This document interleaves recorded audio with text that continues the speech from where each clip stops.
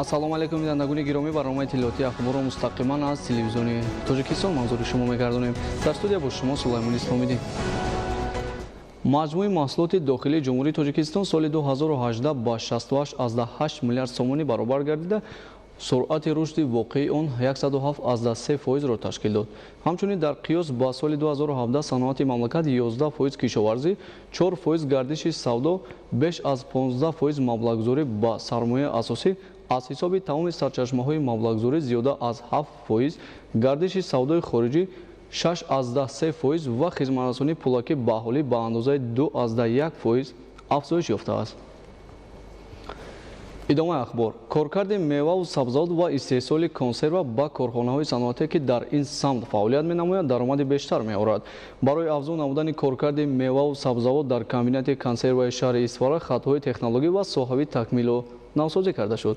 гузориши Равзали Раҳмон ва Илёси Бобоҷон.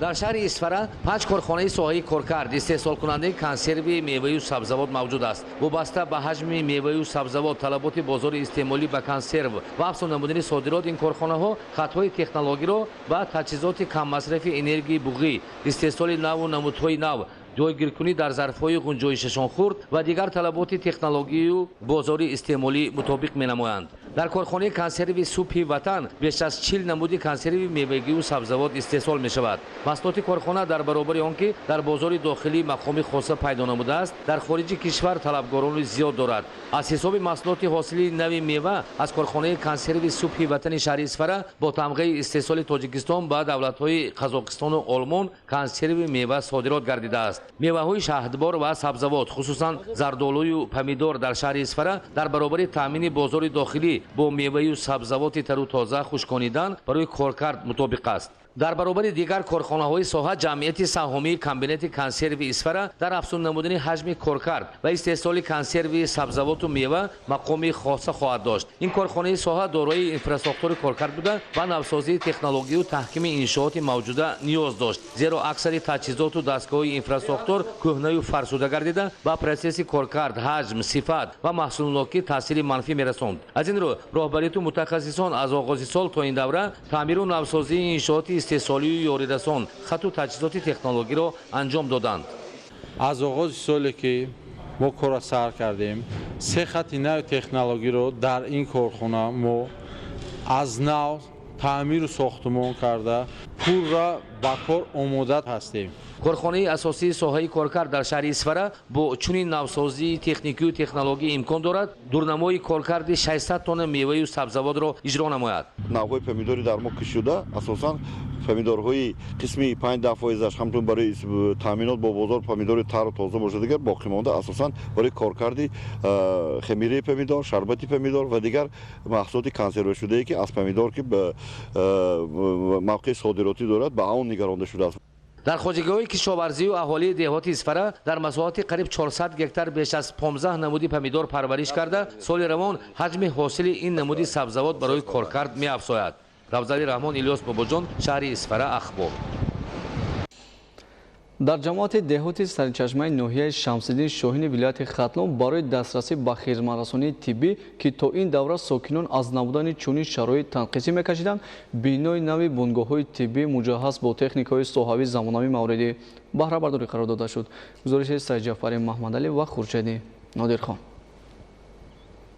бо мақсади дастрасӣ ба хизматрасонии тиббӣ дар деҳаи қавоқи ҷамоати деҳоти сарчашмаи ноҳияи Шамсиддин Шоҳин бо ибтикори мақомоти иҷроии маҳаллии ҳокимияти давлатӣ як иншооти нави соҳаи тандурустӣ мавриди истифода қарор дода шуд. то ин давра сокинони деҳаи қавоқ ки яке аз дурдасттарин деҳаҳои ноҳияи Шамсиддин Шоҳин аст, барои бархурдор шудан аз чунин шароит масофаи 47 километрро тай карда дар дигар деҳоти ноҳия ба ташхису муолиҷа фаро гирифта мешуданд ки ин ҳолат асосан барои саривақт анҷом додани эмгузаронии кӯдакон, пешгирии бемориҳои сироятӣ ва хизматрасонӣ ба занҳои қобили таваллуд мушкилоти ҷиддиро ба миён меовард. барои ҳалли ин масъала ва ҳифзи солимии ҷомеа бунгоҳи нави тиббӣ аз ҳуҷраи қабули беморон, эмгузаронӣ, таваллуд ва ҳуҷраи хатнаи кӯдакон иборат буда, дар он 4 нафар мутахассисони соҳа ба аҳолии деҳот хизмат мерасонанд. тавре дар ифтитиҳои ин иншоот таъкид шуд, бо бунёди ин бунгоҳи тиббӣ сокинони деҳаҳои дурдасти Анҷиркон, Заранг, хуҷаи ҷавонмард, Сартангӣ ва Себбандии ҳудуди ҷамоати деҳоти Сарчашма низ ба хизматрасонии тиббӣ дастрасӣ пайдо намуданд. дар ноҳияи Шамсиддин Шоҳини вилояти Хатлон бо дастгирии ҳукумати ҷумҳурии тоҷикистон ва амалӣ гаштани лоиҳаву барномаҳои соҳавӣ дар солҳои соҳибистиқлолӣ қариб дар ҳама деҳоти дурдасти ноҳия чунин иншооти нав бунёд ва бунгоҳу марказҳои саломатии мавҷуда таъмиру навсозӣ карда шуданд.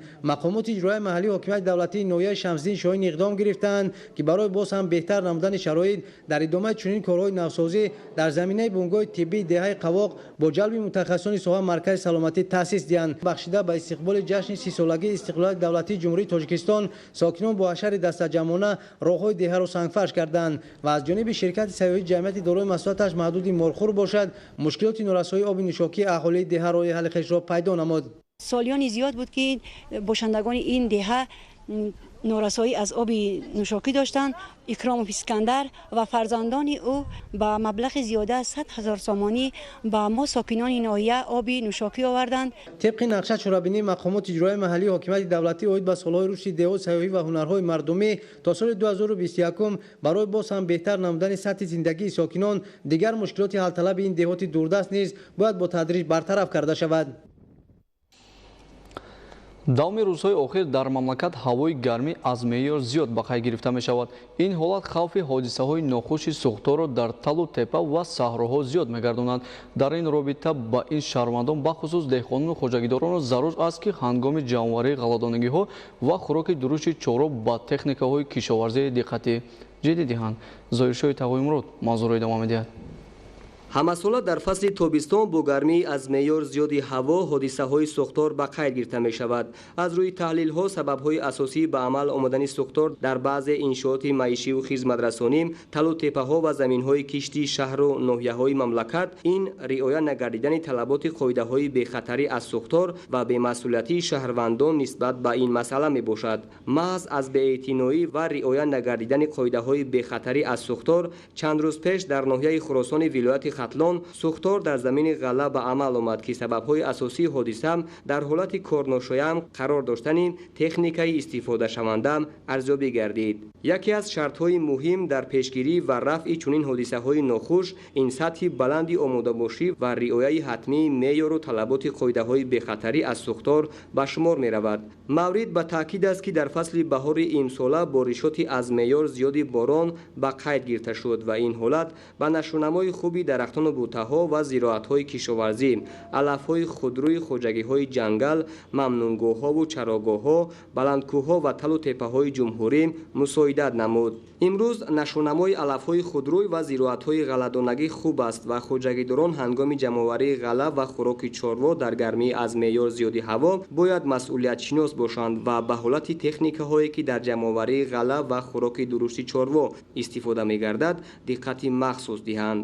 сабабҳои асосии сар задани сӯхтор аз нақлиётҳое ки ба ҷамъоварии ғалладона сафарбар карда мешавад фарсуда шудаанд, чунки ба ё солҳои тӯлонӣ барои ҷамъоварии ғалладона истифода бурда мешавад. аз шаҳрвандон ва хоҷагидоро хоҳиш карда мешавад ки техникое ки барои ҷамъоварии зироати ғалладона сафарбар карда мешавад аз хизматрасонии техникӣ гузаронида шавад. дар натиҷаи андешидани тадбирҳои боварӣ ва риоя кардани талаботи қоидаҳои бехатарӣ аз сӯхтор деҳқонони мамлакат метавонанд самараи заҳмати хешро бе мушкилӣ ҷамъоварӣ намоянд ва дар таъмини амнияти озуқавории мамлакат саҳми бозҳазо гузоранд. қобили қайд аст ки давоми солҳои 2017-2018 бар асари муносибати хунукназаронаву бепарвоӣ роҳбарону мутасаддиёни алоҳида нисбат ба талаботи қоидаҳои бехатарӣ дар ҷумҳурӣ 6 ҳодисаи сӯхтори ҷангалу боғ ва алафҳои хушки баландкӯҳҳову талу теппаҳо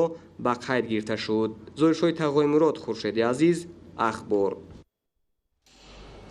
барномаи иттилоотии ахборро идома медиҳем. дар ин шабу рӯз ҳарчи бештар захира намудани хӯроки чорво муҳим мебошад ва ин омил барои бемушкилӣ паси сар гардидани давраи тирамоҳу зимистони дар пеш истода замина мегузорад. риояи ҳамаҷонибаи талаботи технологияи захираи хӯрок ва таъмини сифатнокиву ғизонокии он маҳсулотнокӣ ва наслнокии чорворо таъмин месозад. гузориши хабарнигоронӣ. با مساعد آمدن زمستان و بهار امسال تل و تپه ها از علفهای خودروی و بسیار ساله زیاد به نظر می رسد و خواجگیداران را ضرور است که از امکانات موجوده در سمت جمع‌آوری و ذخیره خوراک چاروا به طور وسیع استفاده نمایند. رشد و ترقیات ساحه چارواداری زمینه در فراوانی محصولات نیازی اول از جمله گوشت و شیر و بلند گردیدن سطح نیکواحوالی اهالی می باشد. در دایره نقشه چاره‌بینی های انستیتوت خاکشناسی اکادمی علم‌های کشاورزی تاجیکستان امروز گروه عالمان و متخصصان ساحه از رفت ذخیره و دروی علف چاروا در پایگاه تجربوی کرسنگ ناحیه فیض‌آباد اشتراک نموده با شرایط ذخیره خوراک چاروا و جریان کارهای صحرایی مشغول شدند. امروزها جمع‌آوری خوراک چاروا در همه شهر و ناحیه‌های مملکت ادامه دارد. در وقت جمع‌آوری و ذخیره نمودن خوراک چاروا از روی توصیه متخصص عمل نمودن یک قدم استوار در رسیدن به موفقیت دانسته می شود. به اندیشه عالمان اکادمی علم‌های کشاورزی تاجیکستان برای بی‌تلفی چاروا و با موفقیت پس سر نمودن دوره زمستان ذخیره نمودن خوراک سرشیر اهمیت مهم دارد. در حشر دسته‌جمعانه عالمان و کارمندان و متخصصان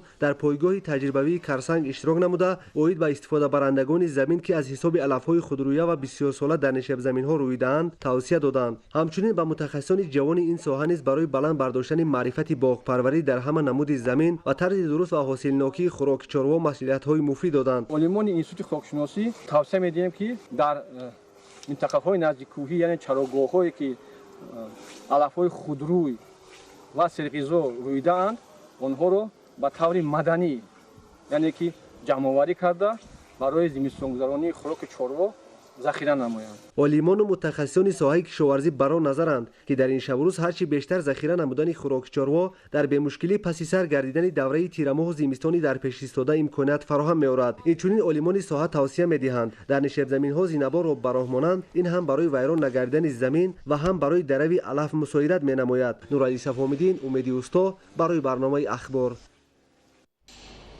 12 сентябри соли 2020 5500 солаги Саразми Бостонӣ ҳамчун маркази ташаккули тамаддуни кишоварзӣ, ҳунармандӣ ва шаҳрсозии тоҷикон ҷашн гирифта мешавад.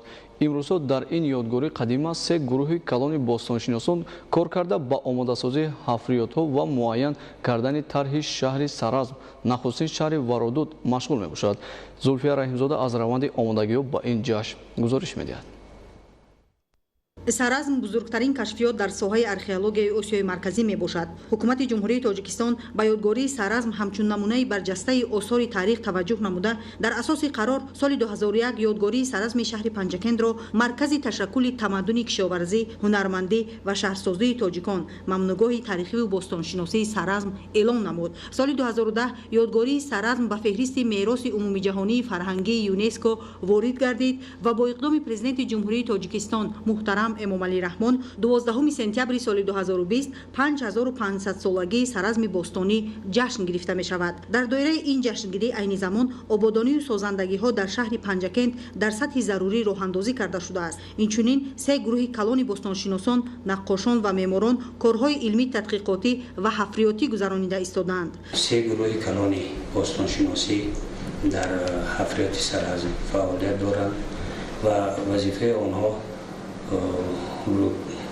ошкор намудан ба намоиш гузоштани он ҳафриётҳое ки аллакай омӯхта шуданд ва омӯзиши ҳафриётҳое ки то имрӯз ҳоли мавриди таҳқиқ қарор нагирифтанд. тавре иттилоъ дода шуд, дар раванди гузарондани корҳои тадқиқотӣ бостоншиносони дигар давлатҳо низ иштирок доранд. ҳафриётҳо бо ҷалби бостоншиносони ҳам ҷумҳурӣ ва ҳам бостоншиносони хориҷӣ аз ҷумла мо تعداد زیادی باستانشناسانی که متخصص دوره اینیالی و عهدی برنجی هستند با سرازم جلب کردیم. این باستانشناسانی فدراسیون روسیه، باستانشناسان از جمهوری فرانسه، باستانشناسان از آلمان و از ایالات متحده آمریکا. солҳои 2003-2008 бо дастгирии бевоситаи сардори давлат 5 ҳафриёти бостоншиносии Саразм болопӯш карда шудааст ва дар назар аст ки то санаи ҷашнгирии 5500 солагӣ 4 ҳафриёти дигари ин ёдгорӣ болопӯш карда мешавад. ҳамзамон се ҳамоиши бузурги илмӣ гузаронида мешавад. аз ҷумла ду конференсияи байналхалқӣ, якеша тирамоҳи соли 2019 баргузор мекунем бевосита дар худи Панҷакент дар Саразм و کنفرانسی دوم بین المللی ماه مای سال 2020 برگزار می شد، این هم در شهر پنجکین. و دهم سپتامبر سال 2020 خب سمپوزیوم بین الخلقی باید با سرازم آغاز تمدن تاجیکان در دوشنبه آغاز شده می شود و ادامهش در پنجکین و با تجلیل جشن به انجام می رسد. در برابر این دیگر کارهای بنیادکاری با سرعت جریان دارند. جشن 5500 سالگی سرازم در سطح جهانی گذرانیده خواهد شد و در جشنگیری آن عالمان و باستانشناسان، معماران و آنتروپولوژها از دولت‌های خارج نیز اشتراک می‌نمایند. در خود جشن و سمپوزیومی که برابر یک روز دو روز پیش از جشن آغاز می‌یابد، تقریباً 250-300 مهمان خارجی اشتراکشون در نظر است. جشنگیری سرازم باستان مایه خودشناسی و خودآگاهی بوده امکان می‌دهد که تمدن 5500 ساله ملت تاجیک که از جانب دایره‌های علمی جهان اعتراف گردیده است به طور شایسته حفظ و معرفی گردد. با استراحتگاه‌های موسمی جلب کردن نورسان اگر از یک طرف متحدی خوانندگان را تامین سازد، از جانب دیگر شرایط سازگار فراهم می‌آورد که با تبادل دانش و جهانبینی میان همدیگر سویه دانش نورسان مکمل گردد. پهلوی دیگر مهم در این سمت این است که سالمی جامعه نگاه داشته می‌شود. منوچهر سلیمان گزارش می‌دهد. муҳайё сохтани шароити арзанда ва ҷалб намудани мураббиёни кордону пуртаҷриба ки ба баланд гардидани савияи дониши мактабачагон асос мегузорад, ҳадафи аввалин дараҷаи ҳукумати ҷумҳурии Тоҷикистон ба ҳисоб меравад. бо мақсади дар сатҳи зарурӣ қабул ва ба истироҳат фаро гирифтани наврасон дар истироҳатгоҳҳои берун аз шаҳр ва майдончаҳои истироҳатию солимгардонӣ назди муассисаҳои таълимӣ инфрасохтори зарурӣ таъмин гардидааст. ҳавзҳои шиноварӣ ва дигар иншооти варзишию солимгардонӣ ки майли бештари наврасон ба онҳо равона гардидааст, барои қабули кӯдакону наврасон омода мебошад. ситод ташкил карда шуд ҳамзамон ситоди тобистона 2019. вазифаи ситод бартараф намудани камбудиҳое ки дар лагерҳо ҷой доранд. мо дар рафти кори ситод ҳамун камбудиҳое ки дар лагерҳои истироҳатии тобистонаи кӯдакон ҷой доштанд бартараф намудем. айни замон дар истироҳатгоҳҳо майдончаҳои варзишӣ аст, барномаи таълимӣ, давоми барномаи таълимии мактабӣ низ дар истироҳатгоҳҳо мавҷуд аст. ҳама камбудиҳо бартараф карда шуданд ва омода ҳастанд барои фарогирии кӯдакон барои истироҳати тобистонаи соли 2019. тибқи иттилои масъулин ҷалб намудани кӯдакон ба истироҳатгоҳҳо дар вақти таътил имконият медиҳад ки дар натиҷаи мубодилаи дониш миёни ҳамдигар ҷаҳонбинии худро васеъ намуда дониши ҳамдигарро сайқал диҳанд. барои нигоҳубин ва тарбияи дурусти истироҳаткунандагон мураббиёни кордону таҷрибадор ҷалб гардиданд ки онҳо дар баробари ба истироҳат фаро гирифтани кӯдакон барои аз бар намудани забонҳои хориҷӣ низ кӯмак менамоянд. зеро барои дар сатҳи зарурӣ гузарондани истироҳати мактабачагон дар истироҳатгоҳҳо масъулони соҳа ситодҳои махсус ташкил намуда аз омодагии истироҳатгоҳҳо пайваста назорат мебаранд. инчунин вазифадор гардиданд ки истироҳатгоҳҳои берун аз шаҳр ва майдончаҳои тандурустиву солимгардонӣ назди муассисаҳои таълимии шаҳрро бо роҳбарон, мураббияҳо, омӯзгорон ва роҳбарони бадеию варзишӣ таъмин намуда доир ба баргузории чорабиниҳои таълимиву тарбиявӣ ва фарҳангӣ ки дар баланд бардоштани сатҳи маънавиёти кӯдакону наврасон мусоидат менамояд, тадбирҳои муассир андешиданд. манучери сулаймон, хуршеди азиз, мақсади мақсад, ахбор. бинандагони гиромӣ, дар ҳамин ҷо барномаи тиллиётии ахбор ба поён мерасад. бароятон беҳтарин хушиҳои зиндагиро таманно дорем.